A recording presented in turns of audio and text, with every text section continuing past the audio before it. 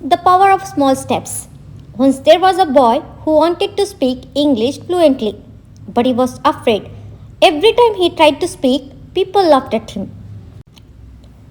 One day, he made a simple decision. I will learn just 5 words every day, he said. Day 1, 5 words. Day 2, 5 words. Day 10, 50 words. Day 30, 150 words. Slowly, he began to form small sentences. He made mistakes, but he didn't stop. People still laughed, but this time he smiled and continued. 1 year later, the same boy stood on a stage and spoke in English without fear. The people who once laughed at him were now clapping for him. Don't wait to be perfect. Start small. Stay consistent. One day, your hard work will speak louder than your fear.